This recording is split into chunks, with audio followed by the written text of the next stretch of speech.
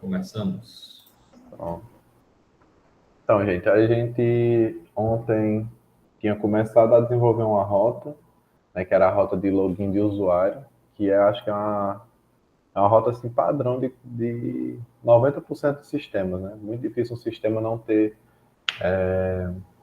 essa validação, né? Esse caso de uso, que é de login de usuário, né?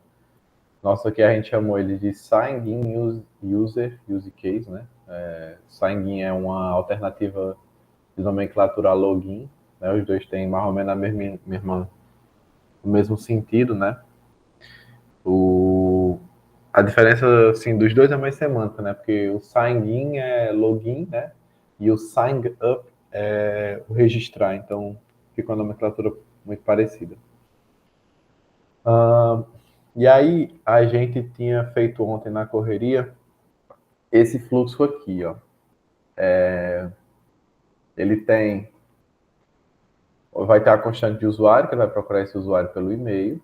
E aí ele pesquisa aqui, ó, if user, né? Não, no caso, se não tiver usuário, ele lança uma exceção user not found error, passando esse e-mail aqui, né? O usuário com esse e-mail não foi encontrado.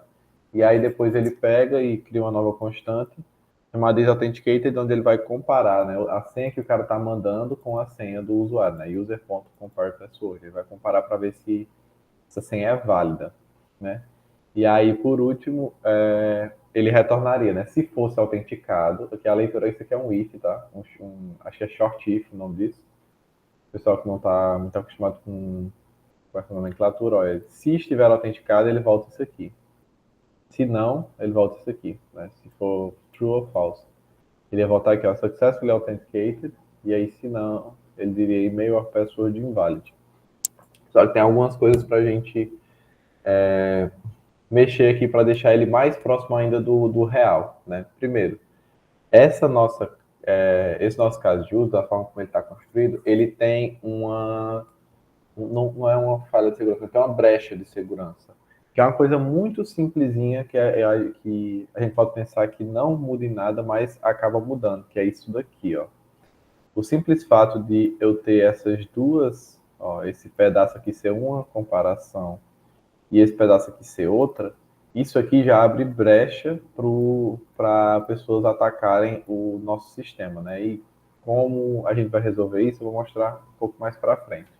O segundo é que a gente não está voltando o token aqui, né? E faz parte da responsabilidade dessa classe aqui, né? Desse caso de uso, ele manejar também essa lógica de gerar o token, né? De passar as informações para serem para estarem dentro do token JWT e retornar esse token na resposta desse processamento, né, desse output. Então, o que acontece? O token que a gente vai utilizar vai ser esse daqui. Deixa eu abrir o Firefox. Firefox. Para a gente fazer as pesquisas aqui. Ó. A gente está utilizando o Fastify, né? Que é o nosso service HTTP. O Fastify, ele tem um token próprio para JWT, que é aquele. Ele não tem um token, não, gente, desculpa. Ele tem um plugin próprio para JWT, que é esse daqui, ó.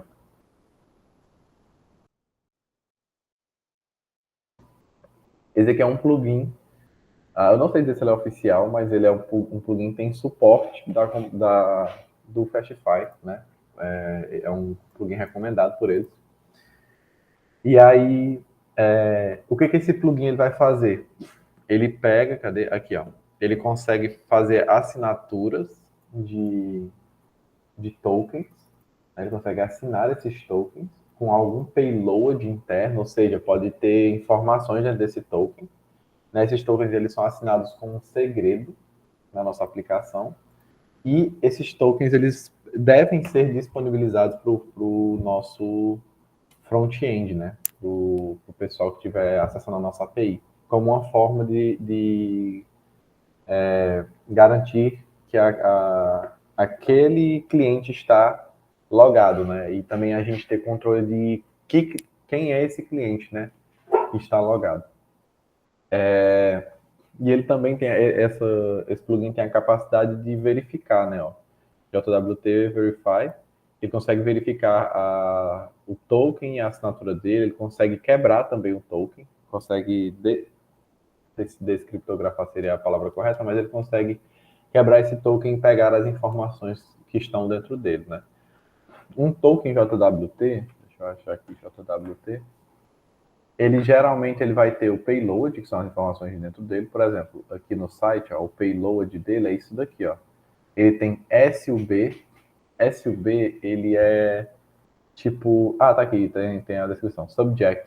É como se fosse a quem isso se refere, né? Então, geralmente é o ID do usuário. E aí ele carrega também aqui algumas outras informações, como o nome, se ele é admin. E o IAT, ele é meu Deus do céu, é um timestamp de quando esse token foi gerado, né? E aí, isso daqui é o que a gente vê depois que ele é quebrado, né? A criptografia dele, a segurança dele. Mas o token mesmo é esse bolo aqui, ó, inteiro. Isso aqui é o que o usuário do front-end ele vai ver, né? Ele não vai conseguir simplesmente quebrar isso aqui e ter acesso a essas informações sensíveis, ou então manipular os tokens da forma que ele quiser. Ele não consegue isso porque cada token tem um segredo, ó. Como vocês podem ver, ele está dizendo aqui, é um secret que a gente pode manipular. Dependendo do segredo que eu coloco aqui, né, ele está dizendo ali, ó, que esse token ele tem agora uma assinatura inválida. Por quê? Porque o segredo que eu estou tentando, que eu estou passando aqui para tentar quebrar esse token, ele consegue reconhecer que ele é inválido por meio da descriptografia aqui do algoritmo dele. E aí é basicamente isso aqui com isso aqui que a gente vai trabalhar, né? Pedir aquilo para ele. Eu acho que já tá tudo certo aqui. Já é autoexplicativo aqui, essa parte. E aí, enfim, o que a gente vai fazer aqui? Ele tem um exemplo mostrando várias coisas para você fazer com isso. Ó, registra aqui, ele fala sobre configurações do plugin, enfim. Você pode mudar o algoritmo de criptografia, enfim. Tem muita coisa para poder que dá para fazer com isso aqui. E aí, como é que a gente vai trabalhar da maneira mais correta possível? Esse token, né, ele vai ser gerado, a gente sabe que vai ser gerado pelo Fastify, né? E o Fastify está aqui, ó. Nós estamos aqui com o nosso caso de uso dentro da camada de aplicação, que é o nosso domínio do projeto, né? A parte de regra de negócio e tudo mais. Só que o que vai gerar o nosso token está fora da nossa camada de aplicação. Ele está na infra, né? Que é a parte onde tem as configurações de banco de dados e servidor HTTP. Então, só para refletir, é correto que eu faça aqui eu chame diretamente aqui no caso aqui no construtor, eu diga que eu quero receber, por exemplo, um private read-only Fastify instance, como sendo um Fastify instance, né? Para poder fazer essa assinatura JWT, isso aqui seria correto?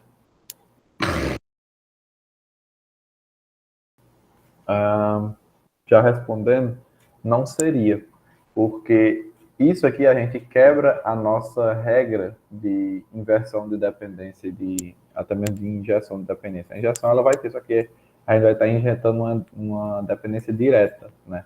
O nosso sistema ele vai ter que se adaptar, né? No caso, a nossa regra de negócio, nosso domínio, teria que se adaptar ao exterior, né? Ao infra dele. Porque, por exemplo, se a gente mudar de Fastify para Express, e essa lógica aqui já mudaria, eu já teria que alterar nosso caso de uso, assim como a gente, ou então, assim como a gente tem feito com o repositório de usuário, a gente vai fazer também com essa instância aí do Fastify. O que a gente tem feito com o repositório de usuário? A gente tem utilizado contratos. A gente não tem implementações aqui no domínio, implementações já feitas com conexão no banco de dados e tal no domínio. A gente tem uma interface de um contrato a ser seguido. E aí a gente utiliza a base dessa interface para poder criar o nosso fluxo de funcionamento do código, né, com qualquer que seja o banco de dados que ele esteja utilizando. Então, o que a gente vai fazer? A gente vai vir aqui dentro da nossa aplicação, fechar aqui essas pastas, a gente vai criar meu Deus, não lembro o nome, um arquivo não, uma pasta. E aí a gente tem alguns nomes que a gente poderia dar. Tem gente que chama de services, né? Mas services eu gosto de colocar outra coisa para outras coisas, por exemplo, serviço de e-mail, então serviço de envio de arquivo, tipo AWS. Ou a outra opção seria a gente nomear como providers. Eu prefiro mais essa nomenclatura de providers.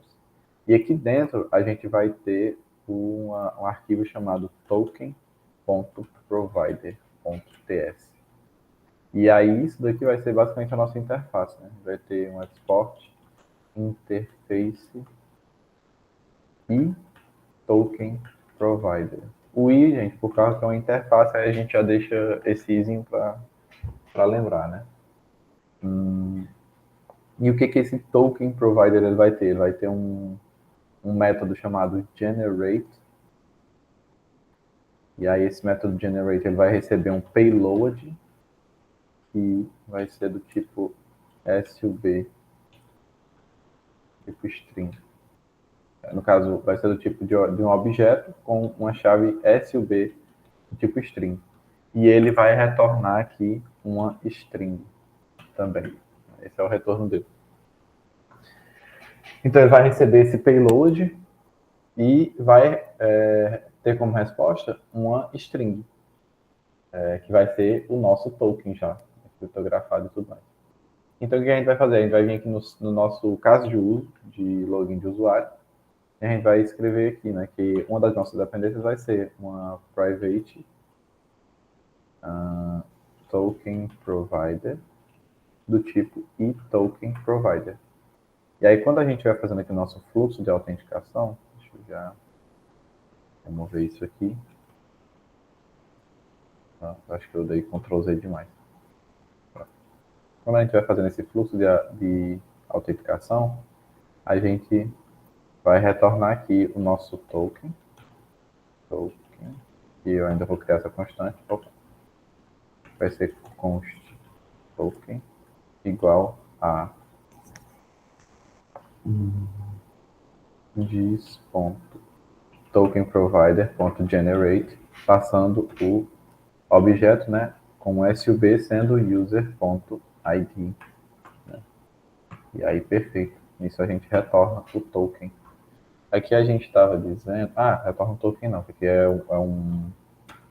tem que retornar um objeto e a gente tem que atualizar aqui, ó, de message para token. Agora sim está correto. A gente está retornando um objeto em que dentro dele tem o token de acesso. E aí, perfeito. Tem outras coisas que a gente poderia voltar nessa rota para ela ficar mais completa ainda, né? Uma das abordagens mais comuns é que você, além de voltar o token, você volte também as informações do usuário. Você pode voltar o nome, o e-mail, sei lá, o created at, o deleted at dele. Né? Isso para que o front-end ele já tenha acesso a algumas informações específicas desse usuário e que ele possa fazer o display lá na interface. E aí, beleza. Mas eu quero que não se restringir só a voltar ao token, mas seria perfeitamente correto que a gente tivesse aqui um objeto user e dentro dele a gente tivesse aqui as informações do usuário aqui dentro. Para ele ter acesso a isso, né? Enfim. Daí o que acontece? Esse isAuthenticated aqui, ó, ele não está sendo utilizado. A gente vai, inclusive, abstrair essa... Não, deixa eu fazer dessa forma aqui. Uma forma que a gente poderia fazer seria a seguinte: a gente tem ali uma comparação para ver se a gente encontra ou não esse usuário. E aí aqui a gente tem uma outra comparação da senha do usuário, né? Para ver se a senha desse usuário ela é válida ou não, né? Se ele tá passando uma senha real. Então, tipo assim, esse fluxo aqui, ele já está correto. né? No caso que eu dei só um throw de error, eu não criei um erro específico, só para poder, porque a gente vai mudar logo em seguida. Mas esse fluxo aqui, ele está correto, completamente correto. Porque a gente vai ter, ó, vamos repassar aqui, a gente primeiro procura o usuário pelo e-mail. Se esse usuário não existe, a gente já lança uma exceção e para o fluxo do código, porque se esse usuário não existe, não tem como ele fazer login. Perfeito. Se ele existe, aí a gente verifica, né, faz a comparação da senha dele. E aí, se essa senha dele não for válida, né, se não for de acordo com o hash que está lá no, dentro da entidade, então ele também vai lançar uma exceção de um erro. Aqui poderia ser um erro de tipo senha inválida ou coisa do tipo, né? Imaginemos. E aí, por último, se ele passar por essas duas validações, quer dizer que o usuário com esse e-mail existe e essa é a senha correta para ele. Então, a gente vai gerar um token de autenticação para ele, né, assinar um token, e aí vamos retornar esse token para ele. Perfeito. É basicamente isso que a gente tem aqui de fluxo. Deixa eu só abrir aqui a porta um minuto.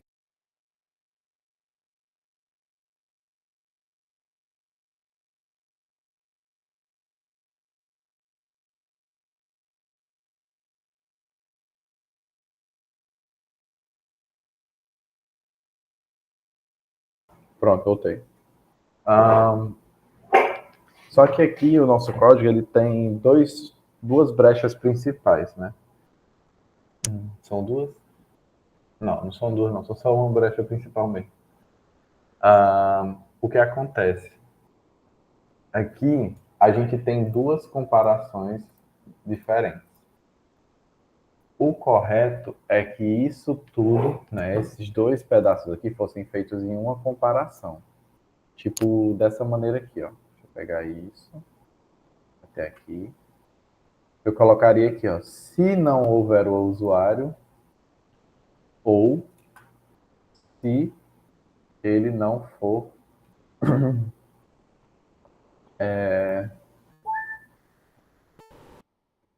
ou se ele não for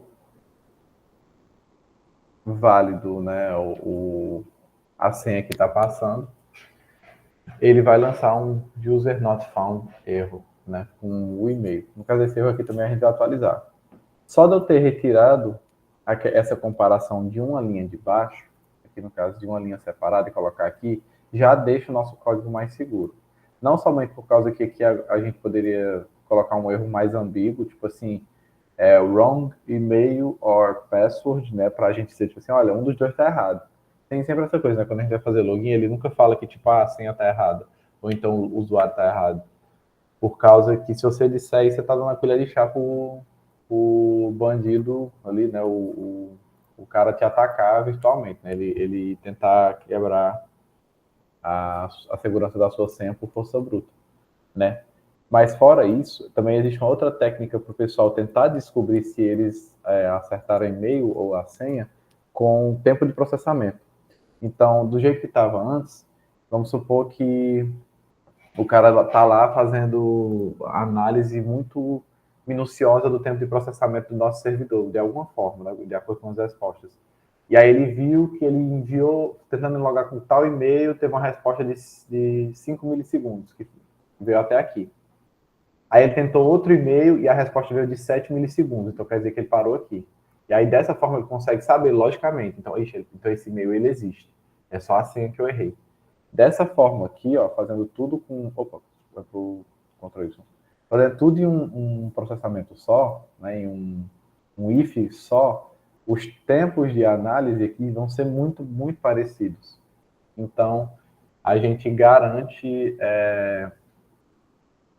um pouquinho mais de segurança à nossa aplicação. É uma coisinha besta, mas que faz diferença a longo prazo. E é interessante também vocês saberem disso, porque existe esse tipo de, de ataque na internet. Os caras são muito inteligentes para poder fazer isso. Né? Enfim, aqui está o user not found erro. Eu vou mudar esse erro aqui para outro erro. Vou colocar aqui wrong email or password error. chamar assim. Eu vou dizer email or password is wrong. Tirar isso aqui, eu não vou receber mais. E aí, no fim, é isso mesmo. Faz aqui. E colocar aqui aspas simples. Eu vou renomear também aqui o arquivo.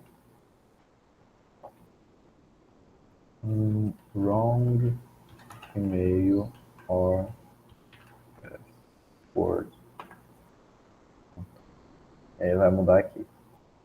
Está passando o e-mail. Show de bola. Dessa forma, a gente tem... Deixa eu ver se vai fechar. A gente tem um caso de uso mais seguro ainda, né? Tinha ainda como adicionar mais uma etapa de segurança, mas eu não vou fazer aqui, porque a gente teria que mexer na nossa entidade, que seria o quê?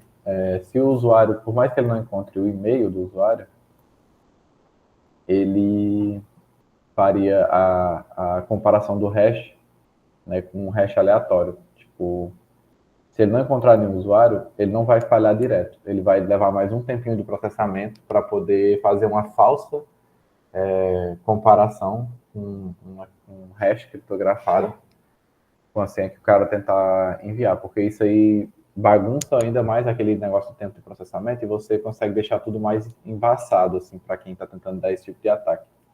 Enfim, a gente não vai fazer aqui, mas é interessante que vocês tenham conhecimento de que isso existe, tá ligado? O pessoal realmente tentar aplicar esses tipos de golpes aí para poder conseguir quebrar a segurança dos sistemas.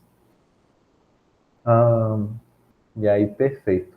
Fizemos aqui o nosso caso de uso de login de usuário, né? Do sign in, no caso. E aí, o que a gente vai fazer? A gente vai começar... A gente poderia fazer o teste dele, a gente poderia escrever aqui o teste. Ou a gente poderia... ou a gente poderia simplesmente fazer logo a nossa infra dele, né? Então vamos começar fazendo a infra, depois a gente faz o teste. Teste para poder garantir a segurança. Cadê? Pronto. A primeira coisa que a gente vai fazer é instalar o nosso plugin do JWT, do Fastify. Né? Então vamos ver aqui. Ele diz aqui, npm e Fastify JWT. Então a gente vai só colocar esse comando, esperar ele instalar. E aí, perfeito. E aqui a gente vai chamar server.register, que a gente vai registrar o plugin. E aí o nosso plugin é o Fastify JWT, ó, conforme ele está aqui. A gente passa umas opções para ele, né? Ele tem que ter obrigatoriamente um secret, que é tipo uma chave, uma assinatura que a gente vai colocar aqui, ó, tipo, pode ser qualquer coisa, o secret da sua aplicação. Só que aqui eu vou colocar para ele ser definido lá nas variáveis de ambiente, ó, env, ponto, aí, deixa eu chamar aqui, é verdade, ainda não tem, né? JWT secret, o nome da nossa variável. E aí, perfeito. E aí a gente vai lá no nosso env para poder configurar isso. Vou colocar aqui embaixo da porta. JWT secret vai ser do tipo z.string. E aí eu vou colocar aqui um default.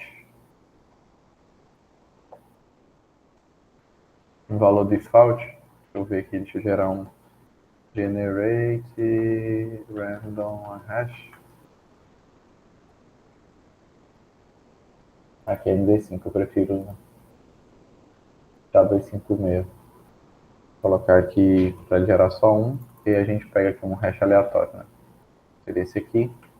E aí pronto, a nossa chave de assinatura vai ser isso daqui, né? Por padrão. Se não vier nenhum, ele vai assinar com essa chave de coisa aqui. Mas o interessante é que a gente tenha essa chave não no código, mas a nível de variável de ambiente, porque se tiver no código, o cara conseguir acessar a nossa base de código, aí acabou. O cara consegue quebrar todos os nossos tokens, consegue manipular os tokens da forma que ele quiser. E aí, enfim, por isso que é importante que isso fique a nível de segredo de projeto, né? No caso de deploy, que é os nossos variáveis de ambiente. É aí, perfeito, aqui a gente tem. No caso, eu estou colocando aqui o default porque às vezes a pessoa está ali no solo ambiente de desenvolvimento e o cara não necessariamente precisa criar, né? E aí, enfim, a gente fez aqui o registro do Fastfy JWT e aí a gente precisa fazer o que mais? A gente ir lá para a nossa rota, vamos lá para os controllers, vamos criar um controller para esse nosso caso de uso. Aqui, new file, sign in user use case. Use case não, só controller.ts. Export class sign in user controller. Ele vai receber aqui, vai ter um construtor que precisa de um use case, né? Sign in user use case. Use case aqui. E falta isso. E ele vai ter uma função. Essa daqui eu não sei se vai ser assíncrono. Não precisa ser assíncrono não. Handle vai receber uma request do tipo Fastify request. E vai receber uma reply do tipo Fastify reply. E aí, perfeito. E a promise aqui, ele vai ter uma promessa não, ele vai responder com uma Fastify reply também. O que falta aqui? A gente tem que fazer o nosso bodyzinho daqui, né? Porque dessa forma aqui, se eu tentar desconstruir o objeto, ó, e o que a gente precisa? A gente precisa de e-mail e de senha, né? A gente precisa pegar aqui da request.body, para que isso venha no body. E dentro dele eu vou precisar desconstruir o quê? Ó? Ele não dá o autocomplete. Mas eu precisaria de e-mail e do password. Né? É que eu acho que ele vai ficar dando erro. Ó, ele está dizendo que a propriedade não existe, mas a gente precisaria disso. E eu acho que é só isso, né? E do provider. Ah, não, provider vai ser passado depois. Assim, já tá da dependência depois. A gente vai ver isso. E aí a gente chamaria, né, o this ponto. A gente vai criar uma constante para armazenar a resposta. Response vai ser igual a this.handle não. Sign in user use case.execute. E aí a gente vai passar o e-mail e o password, né, dentro desse nosso caso de uso. E aí, por último, a gente dá um return reply.status. Vou colocar o status 200, que é ok. Send response. E aí, dessa forma, estaria correto, né? O único problema é isso aqui, que ele não está reconhecendo essas duas variáveis, porque a gente realmente não criou, né, os DTOs e os esquemas para a nossa rota. A gente só criou lá para o nosso caso de uso. Então, a gente vai vir aqui nos nossos DTOs e usuário. A gente vai criar aqui, né? Eu vou dividir isso aqui, que é o da rota create user. Só colocar create user, a rota, dá para entender que é isso. Copiar, colar aqui. E aí aqui embaixo a gente vai ter para a nossa rota de sign in user. Vou colocar aqui. Bem. Perfeito. E aí aqui a gente vai dar um export const sign in user body esquema, o esquema do nosso corpo da requisição, que vai ser um z.object, Vamos usar o Zóio para fazer essa validação. E a gente vai precisar de e-mail de senha, né? No caso, a gente já tem aqui, ó, os dois. Então, a gente só vai copiar e colar aqui. No caso do e-mail, da senha, no caso, eu vou tirar isso aqui para que ele não faça essa validação aqui. Eu vou deixar para ele fazer a validação lá dentro. Né? Então, tudo bem eu tirar esse mínimo. Né? O do e-mail eu vou manter porque acho que é uma boa prática. Mas não faz diferença não, tá, gente? Se a gente conseguir... se a gente conseguir fazer essa... No caso, não quiser fazer essa validação aqui e deixar só dentro da nossa aplicação, também é correto, né? Aqui é mais só uma camada a mais de segurança. Mas se eu colocasse tudo aqui como z.string, z.string, também funcionaria perfeitamente. E aí, de boa, vamos ver aqui. A gente precisa... Vamos exportar esse tipo, né? Export type sign in user body igual a z.inf type of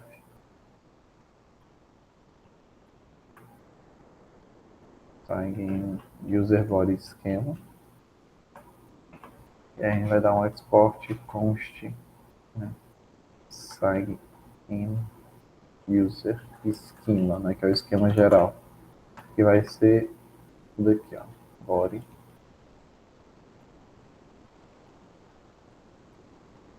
E aí, sign in user body schema. Pronto. Então, as nossas... O principal que a gente vai utilizar está aqui. Né? E aí, perfeito. Dessa forma, a gente vai vir aqui. E aqui no Fast File Request, a gente vai importar. Não quero importar, não, né? A gente vai abrir... Vai fazer uma especificação aqui no nosso tipo, né? A gente vai ter que receber um body que seja do tipo sign in user body. E aí, dessa forma aqui, ó, o erro já some, porque eles já conseguem compreender que essa requisição que ele vai receber vai ter precisa ter esse corpo aqui da requisição. E esse corpo da requisição vai ter e-mail e senha. Aí, show de bola. Vocês devem estar, alguém deve estar talvez com dúvida quanto à questão do try catch, porque como está com try catch aqui, e é simplesmente por causa que a gente já tinha configurado esse error handler aqui, ó, padrão. Então a gente não precisa colocar try catch nas nossas rotas do controller. É realmente só dar uma mexidinha no fluxo mesmo. Isso aqui vai ir desconstruir o que a gente precisa, passar para o caso de uso e enviar a resposta de volta. Né? Se tiver alguma exceção que seja, ela vai ser tratada aqui. Né? Se a exceção ela for instância de app error, então ela vai ter, né, vai ter isso aqui, ó, ele vai passar o status quo. Não, né, se não for um tipo de erro de aplicação, né, que a gente criou, é algum erro de terceiro que a gente não teve controle sobre. Então ele vai dar um 500, né, que é um internal server error, e mandar a mensagem do erro. E aí, perfeito. E agora a gente vai... Já fizemos o DTO, já fizemos o controller, falta a gente registrar a rota, né? A gente vai vir aqui, e a gente vai, assim como a gente fez aqui, a gente vai criar também os nossos objetos aqui, instanciar nossos objetos para poder hospedar essa rota. Então vai ser aqui sign in user use case, vai ser igual a new sign in user use case. E aí aqui a gente precisa de um repositório de usuário, então a gente vai passar lá o type ORM user repository, que é essa instância aqui, ó, que a gente já tinha criado. Estamos só reutilizando ela. Só que aqui ele ainda está em vermelho porque ele precisa agora do token provider. Então, o que a gente vai fazer? Assim como a gente fez lá no banco de dados, o nosso... a gente implementou, pronto, essa palavra, a gente implementou lá no banco de dados os nossos repositórios, aqui a gente vai implementar os nossos os nossos providers, né? E também a gente iria implementar os nossos serviços. Então, aqui dentro de infra, eu vou criar uma pasta, né, chamada providers também, e aqui a gente vai ter a implementação desses providers. A gente vai criar aqui dentro o provider de Fastify, opa, tudo minúsculo, esqueci, Fastify, JWT token.provider.ts. Aí aqui, ó, ele vai implementar justamente esse provider aqui. A gente vai dar um export class Fastify JWT token provider que implementa o contrato e token provider. Ele está dando erro aí porque ele precisa da função generate, recebendo o payload e respondendo um string. E aí o que a gente vai fazer é bem simples mesmo aqui, é uma função bem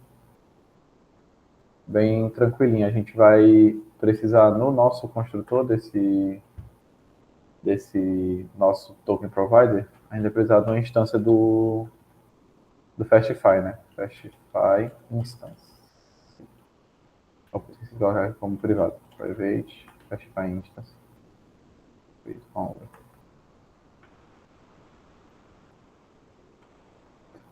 Instance. Pronto.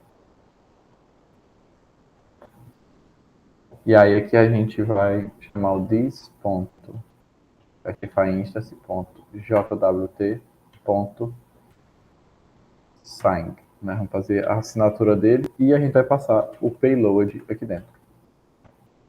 E aí isso daqui vai retornar o nosso token. Então a gente vai colocar, vamos armazenar isso em uma constante, token, igual.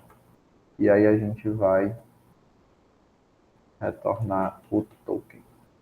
E aí, dessa forma está feita a nossa implementação com JWT. Se a gente mudasse de... E aí, vocês podem reparar, né, que a gente não mexeu em nada dentro da nossa classe de caso de uso. Dessa forma, se a gente simplesmente mudasse do dia para a noite aqui toda a infraestrutura do nosso projeto para Express, a gente só iria mexer no infra, né? A nossa regra de negócio fica estática, fica da forma que ela está. É só a gente configurar aqui um provider e configurar o servidor novamente, e que vai estar tudo funcionando perfeitamente. A lógica vai ser a mesma para tudo. Isso a gente tem garantia porque essas duas partes estão separadas, né? De domínio e de infraestrutura. Então, mais uma vez, é a gente vendo revendo, né, essa importância de por que essa arquitetura ela é diferente, né? Qual é o objetivo principal dela, né? Que é justamente ela ser tão segura nessa separação e dar essa possibilidade da gente fazer alterações no código que não interfiram em tudo, né? Que o código ele fica aqui, ele é entrelaçado, mas ele é muito pouco entrelaçado, né? Ele trabalha sempre com contratos, com interfaces, para não mexer com implementações diretas e dependências diretas, né? Enfim. Se tem alguma coisa que eu gostaria de passar principalmente para vocês, é isso. Porque eu acho que esse é o ensinamento principal, a filosofia principal dessa arquitetura aqui. E aí, vamos instanciar aqui também o nosso token provider, né? Fastify, JWT, token provider, igual a new, Fastify, JWT token provider. E ele precisa de um app, né? No caso de uma instância, a gente passa a instância que a gente está recebendo aqui, ó, a nossa rota. Que é essa daqui. E aí, perfeito. Dessa forma, a gente vai pegar esse aqui e vamos passar aqui, ó. Fastify JWT token provider. E aí aqui a gente já tem o nosso caso de uso. Vamos criar também o nosso... A minha gata tá mexendo aqui no meu mouse. Quer programar, né, filho? E aí, beleza, vamos aqui pro próximo. Se ela me deixar, sign in user controller. A gente vai instanciar agora a classe controller. Sign in controller. E aí, a gente vai passar aqui o nosso sign in use case. Sign in user use case. E dessa forma, basta só a gente hospedar agora no nosso app. App.post. Post não, é post? É sim, é post. Vamos dar aqui uma rota, acho que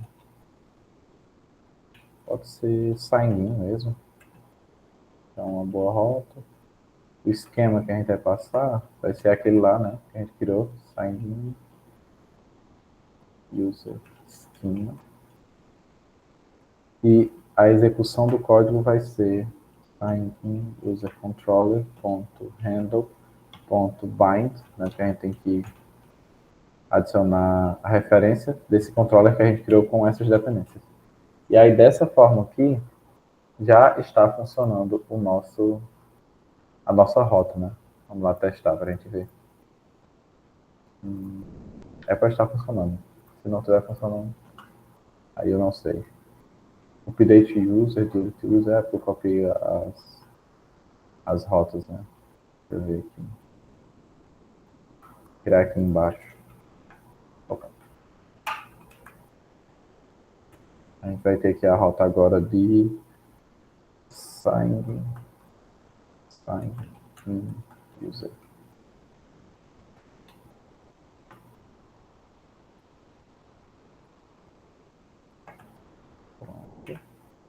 E aí essa rota vai ser o tipo post, né? Para nossa URL /sign in. E aí ele vai ter um body, deixa eu pegar aqui o body.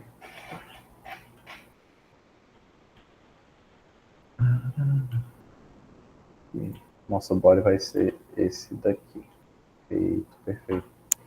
Eu acho que algum desses aqui já está cadastrado no nosso sistema. Deixa eu rodar aqui a nossa aplicação. Acho que está tudo certo, tá? Deixa eu só conferir, ok. Vamos ver aqui. Rodar aqui no Docker. Docker compose up. Opa, -f. Vai chamar o Docker compose.dev. E aí, up. -build. Aguardar aqui ele rodar.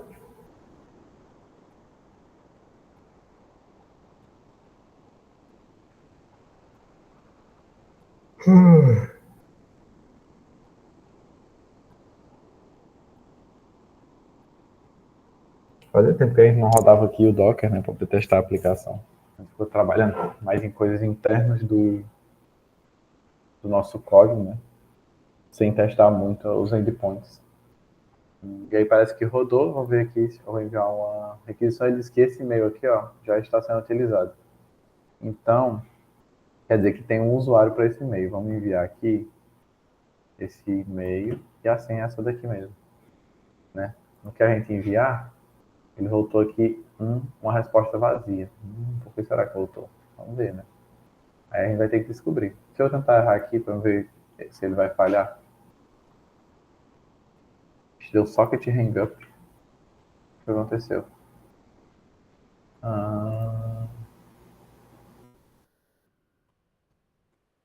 Ele fez o login certinho.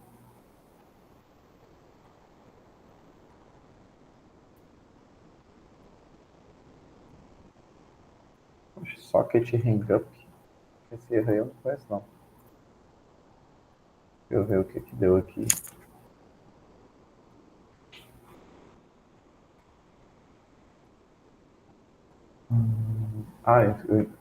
Deixa eu ver aqui.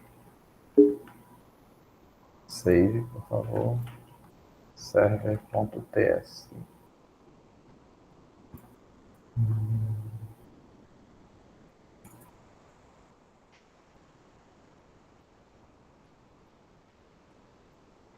Eu acho que ele está dando algum erro aqui nessa parte de instance off. Eu achei que se eu colocasse um instance off aqui, ele reconheceria que esses erros aqui, ó, eles são instâncias de app erro, mas talvez eu precise fazer uma tratativa padrão, né? Não sei. Token, no caso, instance of JS works with extended classes. Deixa eu ver. Ele disse que o operador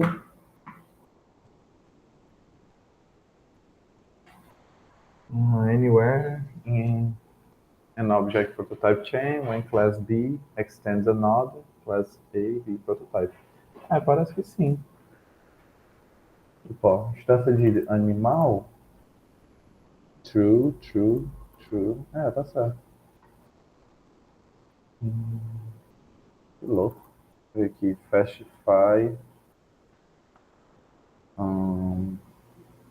Error handler catch. Deixa eu ver. Set error handler.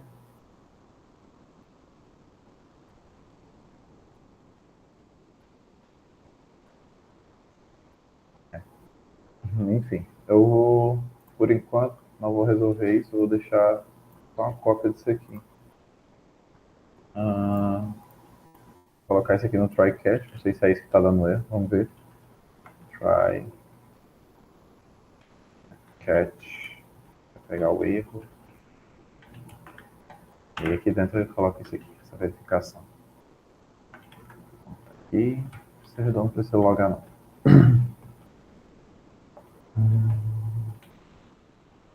Ele volta só isso aí, deixa assim mesmo. Vamos ver se isso aqui resolve. Ver, refresh. Ele ainda tá dando errado. Que estranho. Deixa eu ver aqui. Quer ver que foi um ponto e vírgulazinho, uma coisinha besta que a gente mexeu. E aí só não percebemos. Como sempre. Deixa eu ver aqui. Em.http. Ok, o e-mail e a senha está errado mesmo. Mas ele está respondendo aqui com status code 200. O gato tá roubando aqui as coisas.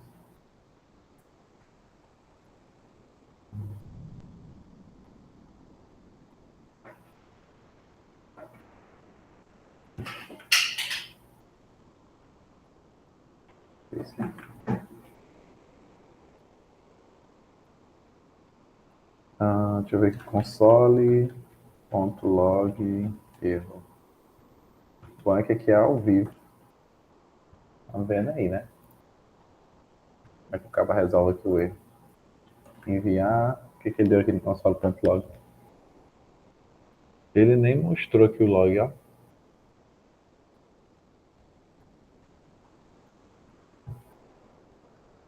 Enfim.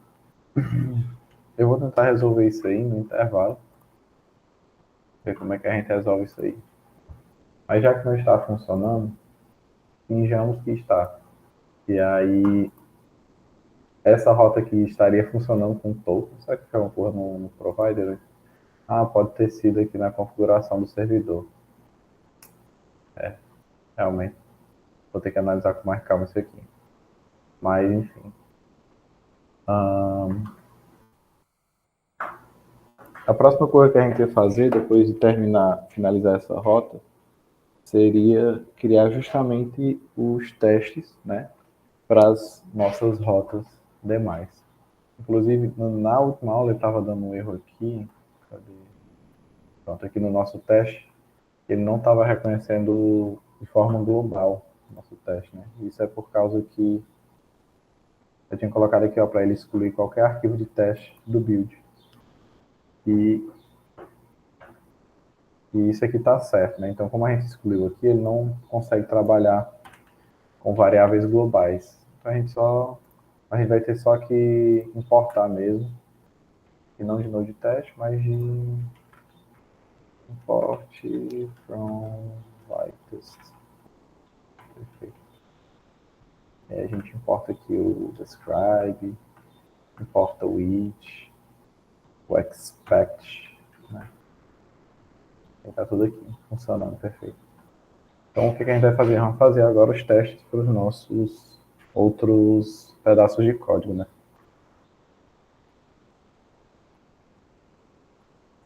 O próximo que a gente falta fazer os testes são password, o unique entity, né, que é o nosso UUID, Ele eu não sei bem se a gente precisa fazer um teste, mas eu acho interessante só para validar que vai ter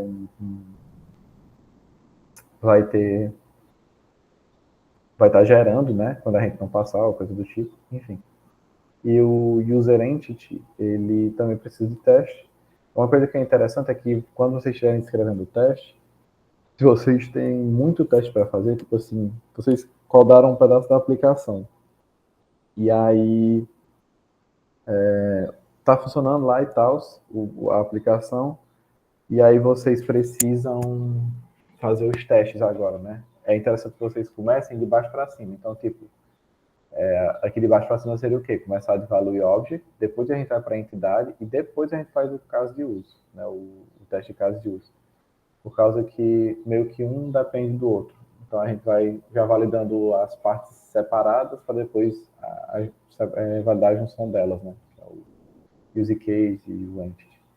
Então vamos fazer aqui a validação para os demais. No value objects, new file, password.vo.test.ts. E aí a gente vai criar, né? Eu vou deixar aqui o password na lateral. Deixar aqui. Pronto. A gente precisa do describe, do bytest. Nós vamos descrever o nosso teste. Esse aqui é o teste de password VO. Vamos abrir uma função lambda aqui. E aí, quais são os testes que a gente vai fazer? A gente tem várias coisas para testar dentro da nossa classe, né? Tanto a questão de criptografia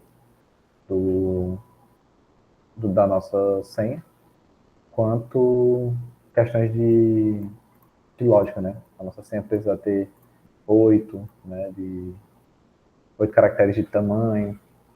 A gente precisa ter letras, ter números, né? Enfim. E também a gente validar, acho que é só isso mesmo. A gente pode validar também as outras funções. O compare, é interessante a gente validar ele, também ver que ele realmente funciona. E o create from hash. Né? Então vamos começar aqui do básico. Né? O básico seria que deve ser possível, né? It, do Vitus, should create a password when payload is valid. Payload is valid.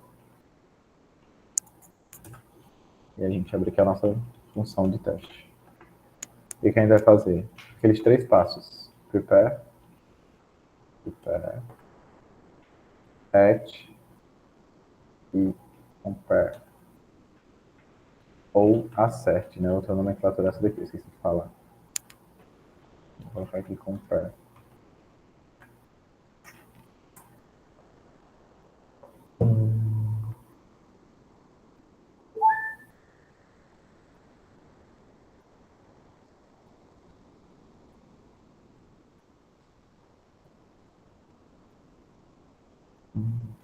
Tá certo. Vou colocar aqui acerte. Se eu pesquisar para ver se era esse mesmo nome. Mas é esse. A gente vai ter o nosso payload, que vai ser igual ao quê? Então a gente nem precisa trabalhar com payload, porque ele só recebe os valores textuais, né? Em todas as funções. Então vamos só chamar aqui de password mesmo. Password vai ser igual a... Inicialmente vamos fazer na mão, depois a gente tenta generalizar para o faker, né? Colocar aqui a senha.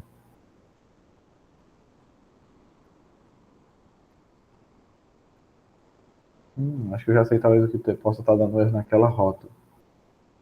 Porque aquela senha que a gente está passando, né? Ela é uma senha que foi criada antes.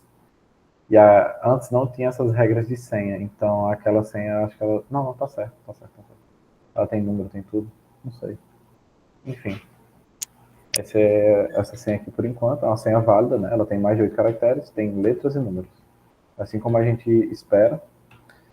E aí, no EC, a gente vai tentar criar... Uma coisa que eu vou colocar renomés aqui para plain text password. E const password vai ser igual... Eu posso chamar aqui de response. Vai ser igual a password. Acho que ele não achou. Importe. Então, vou pegar esse caminho aqui. É mais ou menos a mesma coisa.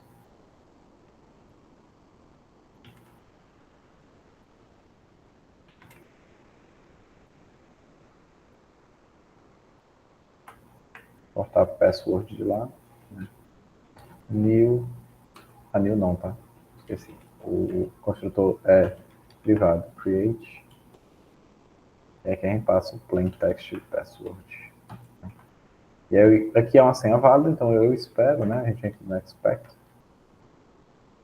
Eu espero que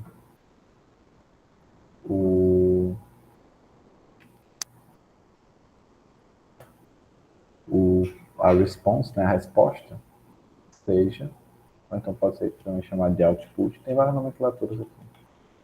Output seja to be instance of password, e eu espero que o output ponto. Ah, sim, gente. Aqui é para ter um await, e esquecendo disso, que a gente mexe com criptografia. Eu sabia que está esquecendo alguma coisa. Eu espero que o output ponto compare, caso ponto value, seja esse aqui eu queria ver o tamanho dele, né? Deixa eu rodar logo isso aqui dessa forma, aí a gente especifica mais. Eu vou dar um console.log no output.value.length. Eu quero ver só o tamanho da senha. Então a gente vem aqui, roda, deixa eu fechar isso aqui, docker compose down, limpar, e aí vamos rodar os nossos testes. npm run teste, né? E aí ele rodou tudo. Tá dizendo aqui que o tamanho é 60. Vamos rodar mais uma vez. Clear. Vou limpar. Vou rodar de novo. 60 de novo. 60 de novo. Eu acho que o tamanho é 60 sim. Então tá top. É isso. Tá funcionando, né? Tá passando aqui nos testes. Então o que eu vou fazer? Eu vou validar também o tamanho, né? Expect. Como é um hash, a gente nunca meio que sabe como é que vai ficar essa criptografia. Então eu espero que output to have a property, alguma coisa assim. To have property. E aí aqui eu coloco a propriedade que eu espero que ele tenha, né? Que é o que é. Eu quero que ele tenha length. E eu quero que ele tenha... Não, eu quero que ele tenha value. Espero que ele tenha value. E que ele, dentro do value, ele tenha length, né? Que é o tamanho. Eu espero que esse tamanho seja de 60. Então, ele vai tentar achar essas duas propriedades, ó, ponto value, ponto length. Né? E aí ele vai tentar bater com esse resultado aqui, ó. Então vamos ver se vai funcionar aqui. Passou. Se eu mudar aqui de 60 para 61, esse aqui é um valor inválido, ele deve, ó, ele deu erro. Ele disse aqui, ó, que ele esperava, né, o expected, e o que ele recebeu. Ele esperava que fosse de 61 e aqui ele recebeu, na verdade, 60. Então vamos deixar aqui como 60. E o que mais? A gente pode comparar também o value. Eu espero que esse valor seja criptografado, né? Então, o que acontece? Eu espero que esse value... deixa eu ver como é que eu faço para ele ser diferente. Aqui eu não sei como é que eu faço isso para ele ser diferente, mas a gente poderia fazer assim, ó.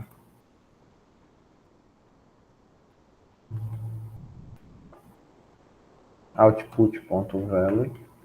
Eu espero que ele... to be... caso not, né? Eu espero que ele não seja igual, né, to be plain text password. Eu espero que ele não seja igual ao nosso plain text aqui, porque eu espero que essa string esteja criptografada.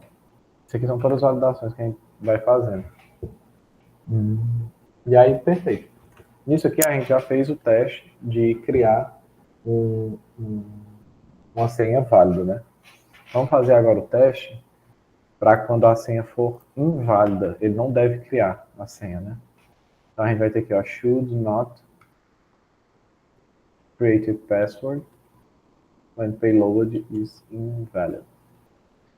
E aí a gente vai ter aqui, vamos colocar uma senha pequena, só com 4 caracteres e sem números, né?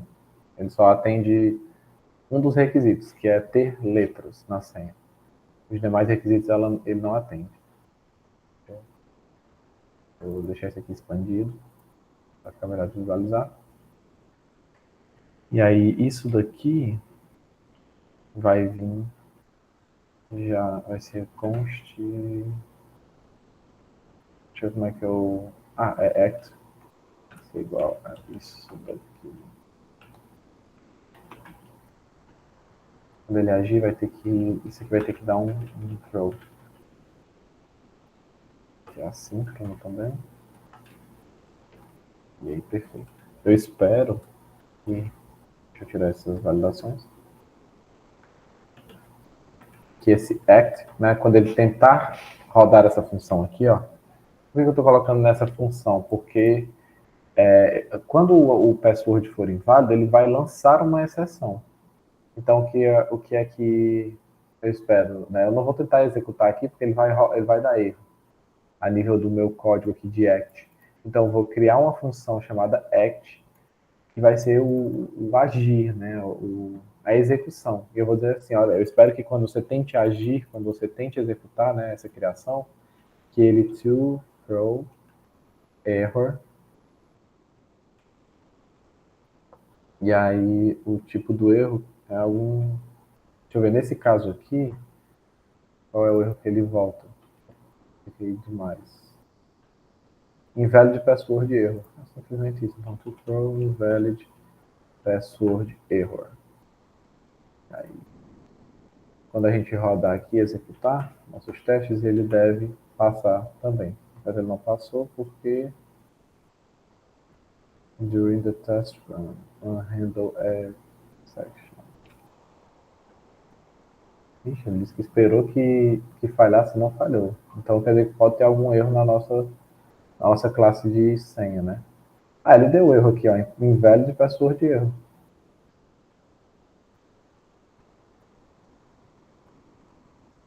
Ok, ó. Será que eu usei o método errado? Não. Certo aqui. Throw new invalid password erro. Como é que a gente fez lá no outro? O outro não tá funcionando. Eu espero que o act ele crie. Ah, eu acho que eu já sei. Será que isso aqui não pode ser assíncrono? Eu acho que se eu colocar aqui um await, ele talvez funcione. Assim, isso aqui é assíncrono, como é que. Deixa eu ver aqui, tá, gente? Esse bicho aqui tá mexendo comigo hoje, viu? Deixa eu ver.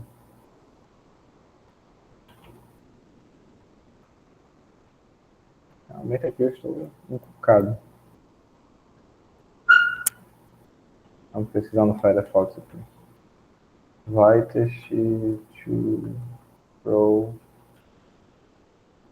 assim. Ele não pega assíncrono. Mentira, não acredito.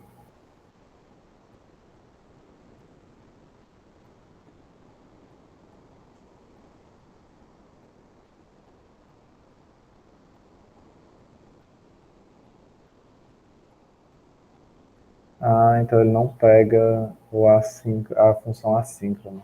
É chato, né?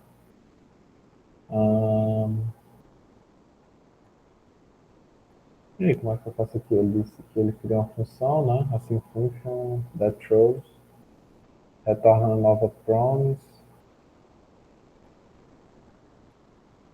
tem um timeout e dá o reject, né? Throw new error.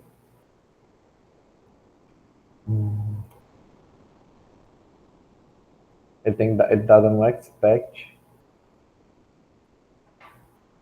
Ah, ok, então. Beleza, então, beleza. Dot reject. É isso. Rejects. Dot to throw.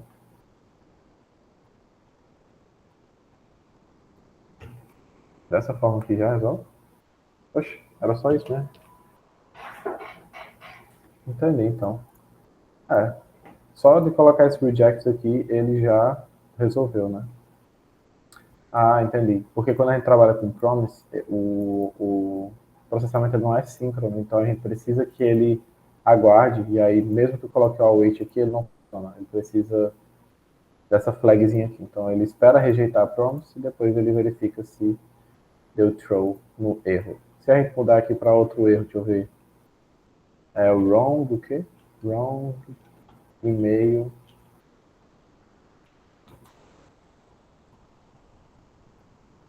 Não consigo, não tem mais nenhum erro, não? Deixa eu pegar um erro aqui aleatório. Application, email already exists. Consigo pegar esse coisa? Invalid e-mail. Mano. Invalid e-mail format. Esse aqui. Deixa eu ver. Aí ó, ele dá um erro. Ele não passa porque esse que a gente esperava era que fosse esse tipo de, de classe, né, de erro, e o que ele recebeu foi outra, né, classe de erro. Então é só para mostrar para vocês que está funcionando o nosso teste, a nossa validação. E aí, o que mais tem para a gente testar? A gente pode testar também, né, já que testamos a criação, já testamos a validação aqui da senha, né? Eu acho que é isso. Vou colocar aqui só com números para a gente reparar se está dando certo ou não está. Também vai falhar, perfeito. Então, o que tiver aqui, ele aí não, se não atender, ele não vai passar. Da mesma forma, se eu colocasse duas letras, dois números, ainda não bateria o tamanho mínimo e não iria criar o nosso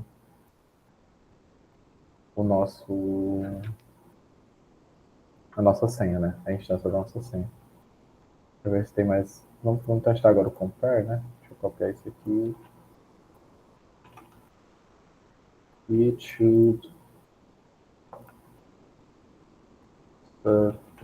successfully compare a hash with password. Então assim, né? A gente vai ter essa senha, a senha correta. E aí a gente vai conseguir criar ela. E o que a gente quer comparar não é o output dela, né? Porque esse output a gente já espera que ele seja válido. O que a gente quer comparar é que, por exemplo, a gente espera que output.compare, passando o plain text, né? Que foi o que a gente usou para assinar, ele seja caso to not to reject, e eu acho que é resolves. Pronto, resolves, porque é uma promise. Isso aqui, ele é. Como é o nome disso aqui? Uma promise, né, assíncrona. Então eu espero que ele resolva essa promise e que isso, né, to be true, né? Espero que ele seja verdadeiro. Então, dessa forma, eu estou criando a senha e estou validando que depois que eu criar uma senha, que ela estiver com hash e tudo mais, eu quero saber também se o método de comparação de senha ele está funcionando da forma correta. Né? E aí eu vou comparar aqui. E o que a gente pode fazer também aqui é que é só renomear aqui, tipo assim, it should. Não, deixa só assim mesmo. E a gente pode criar um outro para o caso de erro, né? Enfim, dessa forma que vamos rodar para a gente ver. Ele deve estar funcionando. Tá funcionando. Ele está dando aqui umas. Está dando aqui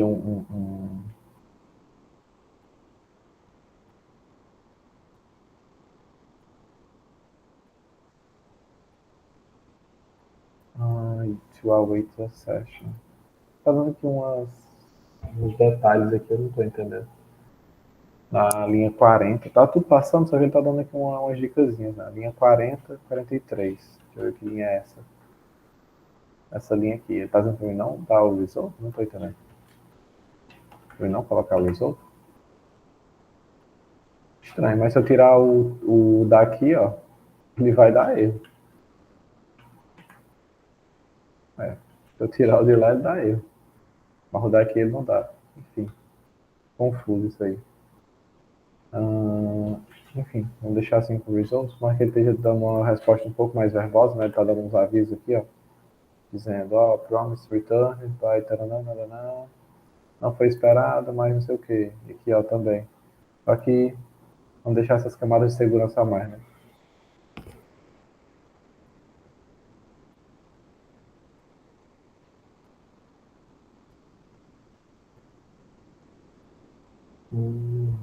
Aqui eu tô vendo uma coisinha aqui. Tá rodando um teste aqui dentro do nosso build. Agora que eu reparei, gente. Cadê a nossa estrutura do build? Deixa eu deletar. Deixa eu ver como é que tá aqui. Agora tá rodando só os nossos testes aqui, ó. Certinho. Os nossos dois testes.